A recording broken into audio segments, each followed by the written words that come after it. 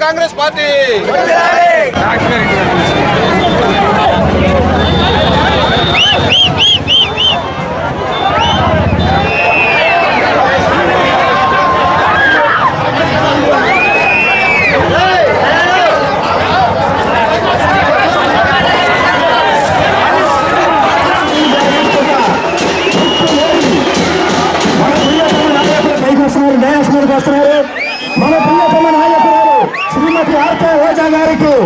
తప్పట్లతో స్వాగతం పలకండి.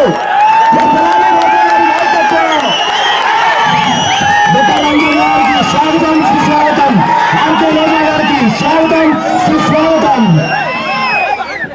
రోజా గారిని దయచేసి రాజశేఖర్ గారికి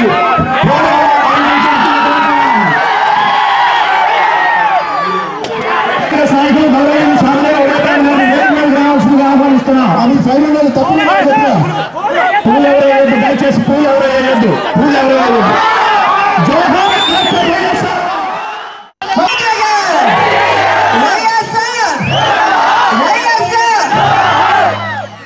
తెల్లప్రోలు గ్రామస్తులకి అలాగే కృష్ణా జిల్లా పార్టీ అధ్యక్షులు మాజీ మంత్రివర్యులు పార్థసారథి గారికి అరిష్టం అవినీతి అరాచకం. గతంలో ఆయన ముఖ్యమంత్రి అయినప్పుడు 7 ఏళ్ళు కరువు, ఈసారి 3 సంవత్సరాల్లోనే కరువు కాటకాలు 3 సంవత్సరాలు ఉంది. అలాగే తుఫాన్లు వేరే ఎక్స్ట్రా, అంటే అతివృష్టి లేదా అనావృష్టి, ఏ విధంగా అయినా కూడా రైతు సర్వనాశనం అయిపోవాల్సిందే.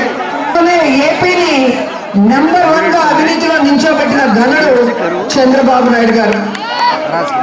ఈరోజు ఎన్ని రకాలుగా దోచుకోవచ్చో ఈ ఆంధ్రప్రదేశ్ ని ఆయన కానీ, ఆయన కేబినెట్ లో ఉన్న మంత్రులు కానీ, ఆయన ఎమ్మెల్యేలు కానీ, కార్యకర్తలు కానీ ఏ విధంగా దోచుకుంటున్నారో ప్రతి గ్రామంలో కళ్ళారా కనిపిస్తుంది అనేది నిజం. అలాగే అరాచకం విషయంలో చూస్తే ఎవరైనా తమకు అన్యాయం జరిగితే ప్రభుత్వానికి, పోలీసులకి చెప్పుకుంటారు. కానీ ఆ పోలీసుల వల్ల ప్రభుత్వం వల్ల వాళ్ళకి నష్టం జరుగుతుంటే ఎవరికి వెళ్ళి చెప్పుకోవాలి ఒకసారి అడగండి. ఈరోజు తమకు నష్టం జరిగింది అని చెప్పి రైతులు అడిగినా, లేదా పలానా ప్రజలకు నష్టం చేస్తున్నారని ప్రజాప్రతినిధులు అడిగి పాత్రికేయులు ప్రశ్నించిన వారి మీద ఎస్సీ ఎస్టీ కేసులు పెట్టడం, వారిని జైళ్ళలో పెట్టించడం, వారిని సస్పెండ్ చేయించడం, ఏ రకంగా మానసికంగా కానీ భౌతిక దాడులు చేసి శారీరకంగా కానీ ఎలా హింసిస్తున్నారో మనం కళ్ళారా చూస్తున్నాం. ముఖ్యంగా మహిళలు అంటే తెలుగుదేశం పార్టీలో ఉన్న చంద్రబాబు నాయుడికి ఏ మాత్రం గౌరవం లేదనేది ప్రతి అంశంలో కూడా మనం గమనించాం. ఈ అవినీతిని అరికట్టే వనజ చింతమనేని కొట్టినప్పుడు కనీసం చింతమనేని దండించకుండా ఆవిడ్ని పిలిచి సెటిల్మెంట్ చేసి ఏ విధంగా ఒక మహిళ గౌరవాన్ని భంగపరిచాడో మనం కళ్ళారా చూసాం. ముఖ్యంగా మహిళా మతాలకంతా డ్వాక్రా రుణమాఫీ అని చెప్పి పెద్ద కుచ్చుల కిరీటం పెట్టాడనేది ఇప్పుడు మహిళలందరికీ కూడా అర్థమైన విషయం.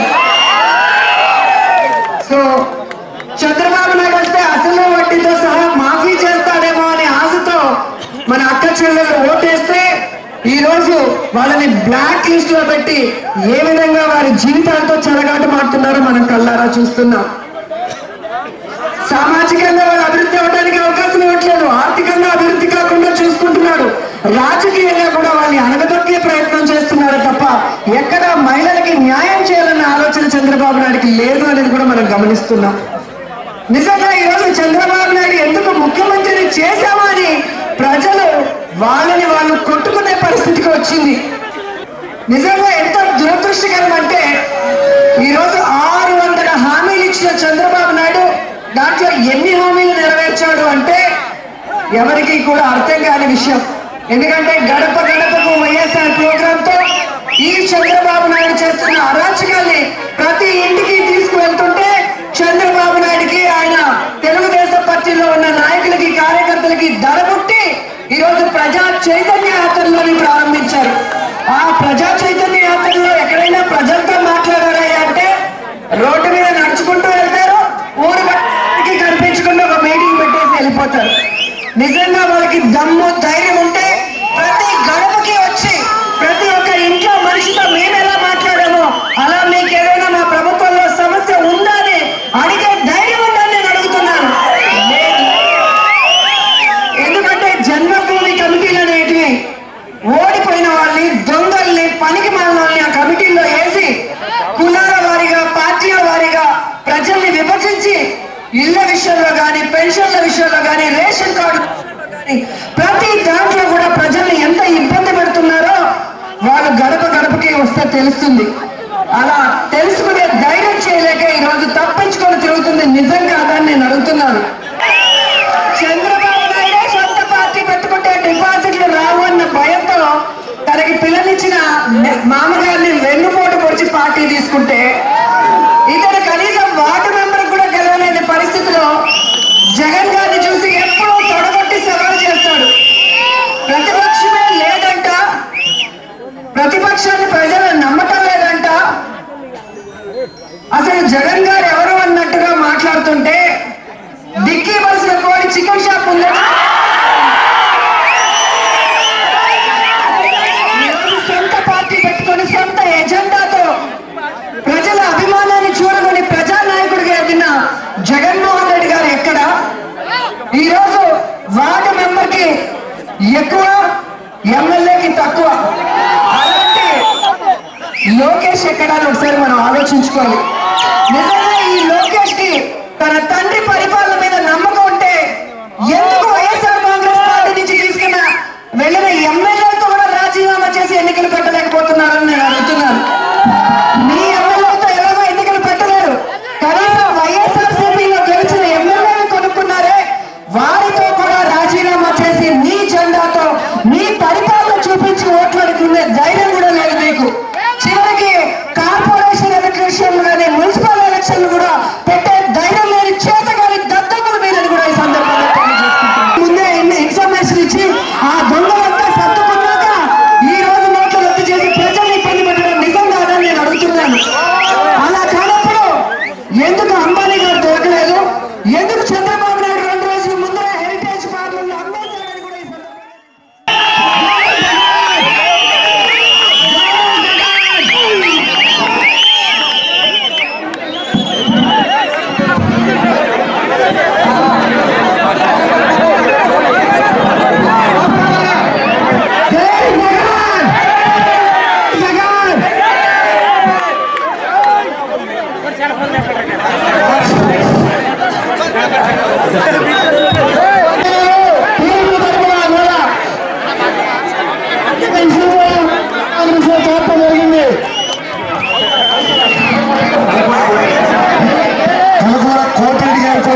తెలుగుదేశం పార్టీలో నుంచి వైఎస్ఆర్ కాంగ్రెస్ పార్టీలో చేరుతా ఉన్నారు.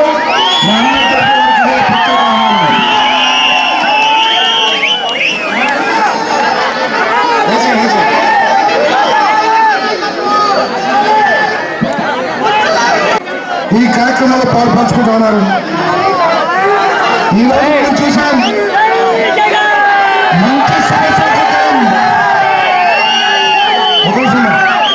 మంచి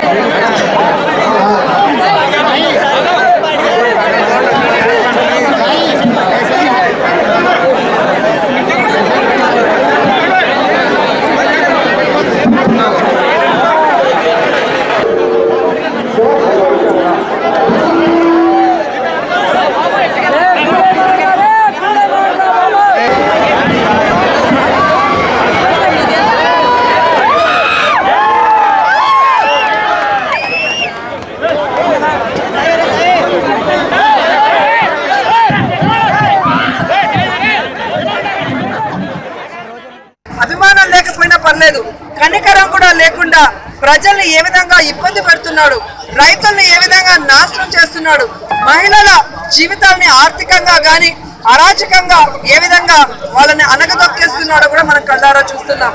ఈరోజు చంద్రబాబు నాయుడు గారు క్యాష్ కష్టాలని చూస్తూ క్యాష్లెస్ లావాదేవీలు చేయాలి అనుకుంటున్నాడు.